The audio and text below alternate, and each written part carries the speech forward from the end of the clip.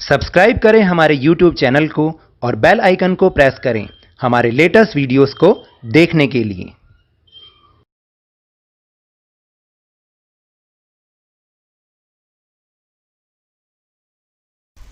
Hello and welcome to Lavneesh sir की class. आज की ये शिक्षा निदेशालय राष्ट्रीय राजधानी क्षेत्र दिल्ली की वर्कशीट नंबर 8 जो कि क्लास 7 के स्टूडेंट्स के लिए है, यह ली गई है सामाजिक विज्ञान के भूगोल विषय से और जिसमें हम समझने का प्रयास करेंगे पारितंत्र को। क्या होता है ये पारितंत्र? पारितंत्र यानी यह मिलकर बनता है जीव जंतुओं से, पेड़ पौधों से और इंसान से, और ये तीनों ही आपस में एक दूसरे के प्रति अनुक्रिया करते रहते हैं, एक दूसरे के प्रति जो है प्रतिक्रिया करते ही रहते हैं। अब ये क्या होता है, कैसे होता है, इसके बारे में हम इस वर्कशीट में समझेंगे। तो चलिए शुरुआत करते हैं मेरे साथ और समझने की कोशिश करते हैं। तो सबसे पहले है कि विचार करें। क्या विचार करें कि कैक्टस पौधे की पत्तियां कांटों के रूप में क्यों होती हैं? कभी आपने सोचा है इस बारे में? ऊंट को रेगिस्तान का जहाज क्यों कहते हैं? फिर कमल के पौधे की पत्तियां चपटी क्यों होती हैं जबकि दूसरी पत्तियां तो अलग आकार की होती हैं, लगभग एक जैसे आकार की होती हैं? मेंढक पानी के पास ही क्यों पाए जाते हैं?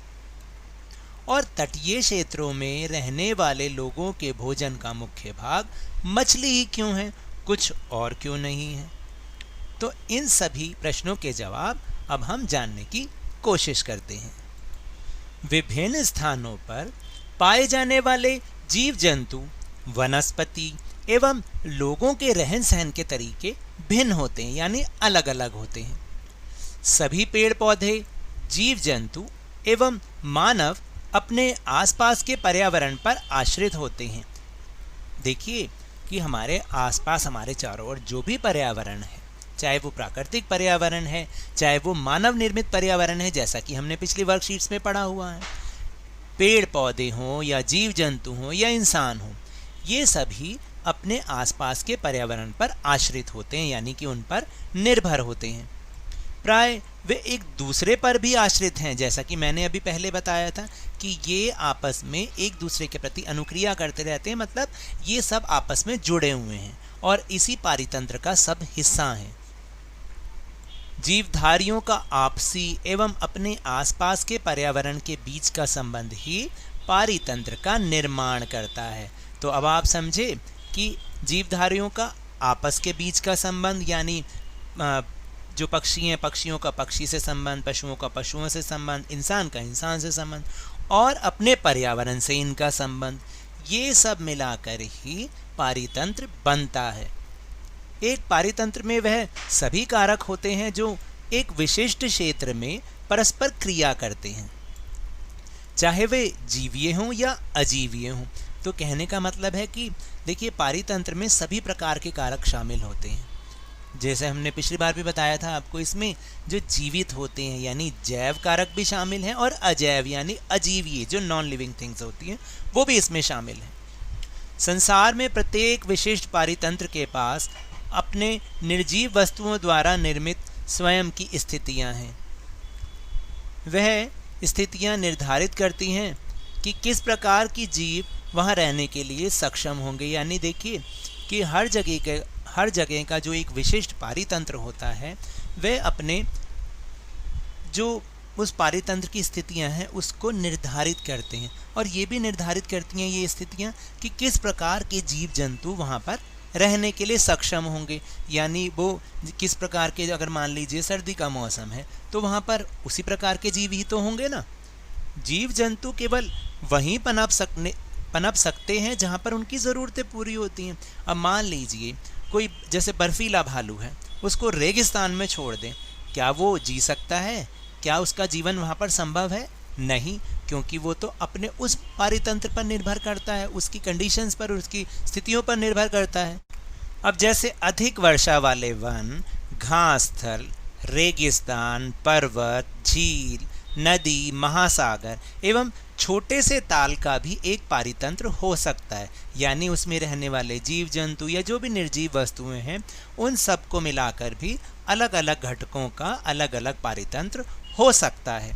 अब मानव ने भी तो अपने विवेक के उपयोग से मछली घर, बागान और बाग यानी पार्क जैसे कृत्रिम पारितंत्र की रचना की है।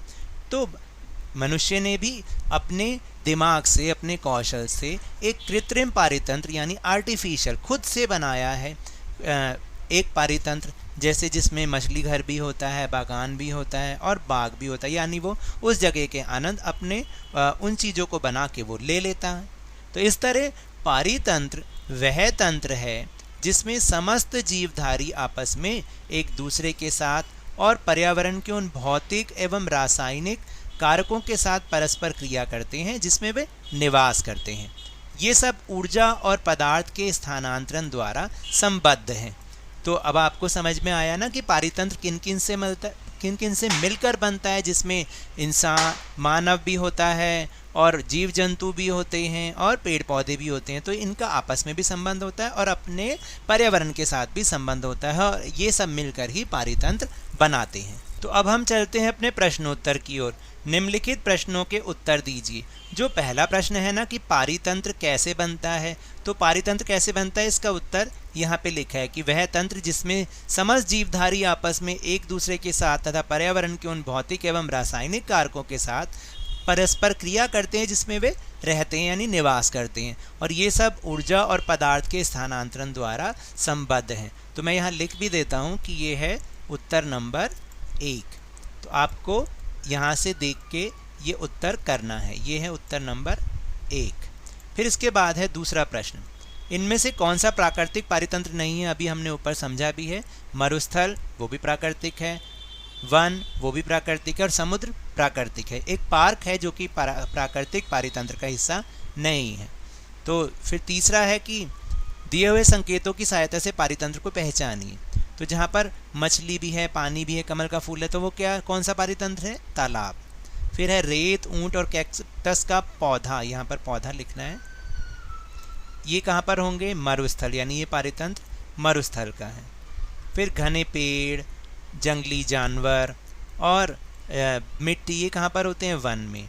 और उसके बाद चौथा है कि शंकुधारी वृक्ष, भेड़ और बर्फ, ये कहाँ के पारितंत्र का हिस्सा है? पर्वत का। तो देखिए, समझ में आया आपको कि किस तरह से पारितंत्र में हम सब शामिल होते हैं और हमें इसका एक संतुलन बना के रखना चाहिए। तो ये तो थी आज की वर्कशीट।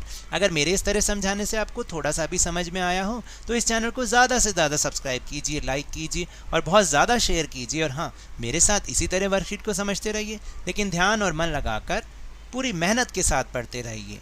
और अगर आपको कोरोना यानी कोविड-19 से बचना है तो अपने हाथों को नियमित रूप से साबुन और पानी से ज़रूर धोएं, तभी हम इस कोरोना को हरा सकते हैं। धन्यवाद।